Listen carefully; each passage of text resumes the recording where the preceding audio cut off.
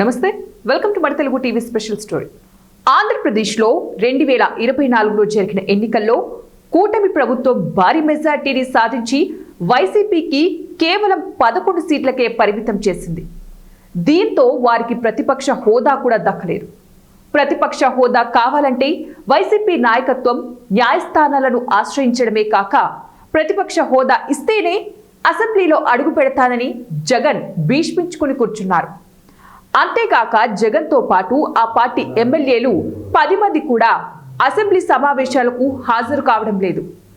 అయితే ఎన్నడూ లేని విధంగా అధికార పార్టీ ఎమ్మెల్యేలు కొందరు ప్రతిపక్ష పార్టీ ఎమ్మెల్యేల మాదిరిగా వ్యవహరిస్తూ మంత్రులను నిలదీస్తున్నారు. ప్రస్తుతం నిన్నటితో ముగిసిన శాసనసభలో అధికార పార్టీ ఎమ్మెల్యేలు చేసిన వివాదాస్పద వ్యాఖ్యలపై రాష్ట్ర ముఖ్యమంత్రి ఆ పార్టీ అధినేత చంద్రబాబు ఆగ్రహం వ్యక్తం చేసిన తీరుపై సొంత పార్టీలోనే చిటిపటలు వ్యక్తమవుతున్నాయి. కూటమిలోని భాగస్వామ్య పక్షాలను సభలోని కొందరు వ్యక్తులను టార్గెట్ చేసి మాట్లాడటం సరికాదంటూ చంద్రబాబు ఆగ్రహం వ్యక్తం చేశారు. శుక్రవారం సాయంత్రం సభ వాయిదా పడ్డాక తన ఛాంబర్లో ఎమ్మెల్యేలు కూన రవికుమార్, బొజ్జల సుధీర్ రెడ్డిపై ఆగ్రహం వ్యక్తం చేశారు. అసెంబ్లీలో ఏం మాట్లాడాలో ఎలా మాట్లాడాలో తెలీదా అని వారితో అన్నట్లు సమాచారం. సభ్యులు అలా వ్యవహరిస్తూ ఉంటే పార్టీ రాష్ట్ర అధ్యక్షుడిగా వారిని నియంత్రించాలి కదా అని అక్కడే ఉన్న పల్లా శ్రీనివాస్ కు గట్టిగానే చెప్పినట్లు తెలిసింది.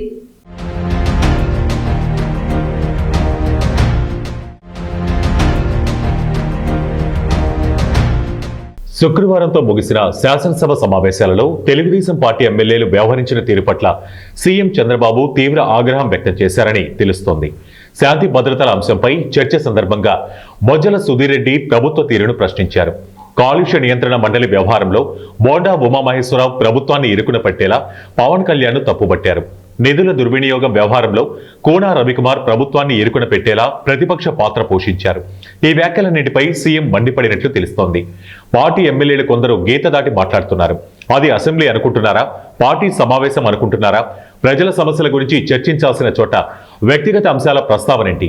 ఇక సిఐ బదిలీ గురించి సుధీర్ రెడ్డి సభలో ప్రభుత్వాన్ని తప్పుబడుతూ మాట్లాడటమేంటి?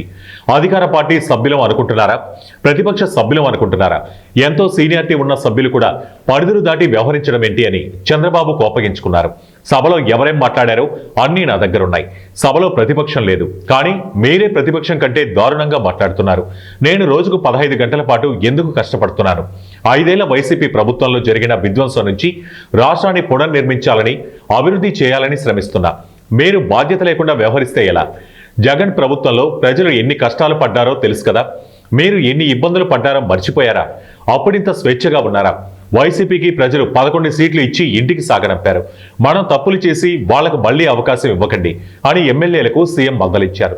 ఆ ఇద్దరు ఎమ్మెల్యేలు కూన రవికుమార్, బొజ్జల సుధీర్ రెడ్డిలు ఎంపీకి సంజాయిషి ఇచ్చి బయటకు వచ్చిన తర్వాత లోపల ఏం జరిగిందనే దానిపై గుసగుసలు బయలుదేరాయి.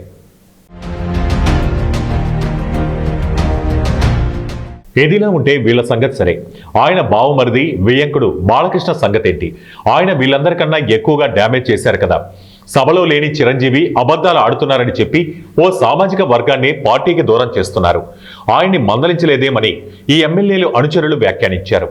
పార్టీ ఎమ్మెల్యేలకు క్రమశిక్షణ ముఖ్యమని, గీత దాడితే సహించబోమని ముఖ్యమంత్రి హెచ్చరించడం మంచిదే. అయినా వాళ్ళ బావమరిదికైతే ఒక రూలు, మిగతా వారికో రూలు ఉండకూడదని బోండా ఉమా అనుచరుడు ఒకరన్నారు. చిరంజీవి పైన బాలకృష్ణ చేసిన వ్యాఖ్యలపై ఆయన అభిమానులు తీవ్ర ఆగ్రహంతో ప్రకటనలు చేస్తున్నారు. బాలకృష్ణ క్షమాపణ చెప్పాలని కూడా డిమాండ్ చేస్తున్నారు.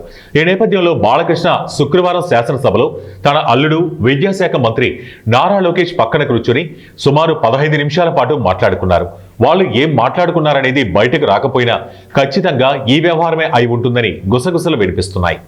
మొత్తం మీద పార్టీకి జరుగుతున్న డ్యామేజీని నియంత్రించాలని చంద్రబాబు ప్రయత్నం చేస్తుంటే ఎమ్మెల్యేలు మాత్రం రెచ్చిపోయి ప్రవర్తిస్తూ ప్రభుత్వం మీద కొన్ని వర్గాలు వ్యతిరేకత వ్యక్తం చేసేలా మాట్లాడుతున్నారని ఉత్తరాంధ్రకు చెందిన ఓ ఎమ్మెల్యే వ్యాఖ్యానించడం గమనార్హం. ఈ అంశాన్ని చెప్పేందుకు చంద్రబాబు శాసనసభ సమావేశాలు ముగిసిన తర్వాత టీడీపీ శాసనసభ పక్ష సమావేశం పెట్టాలని భావిస్తున్నారు. ఒకవేళ అటువంటి సమావేశం జరిగితే చంద్రబాబు ఎమ్మెల్యేలకు గట్టిగా క్లాస్ తీసుకునే అవకాశం ఉందని పార్టీ వర్గాలు చెబుతున్నాయి. ప్రతిపక్ష పోరు కూటమి ప్రభుత్వానికి లేకుండా స్వపక్షంలోని విపక్షం పట్ల చంద్రబాబుకు తలనొప్పిగా మారింది.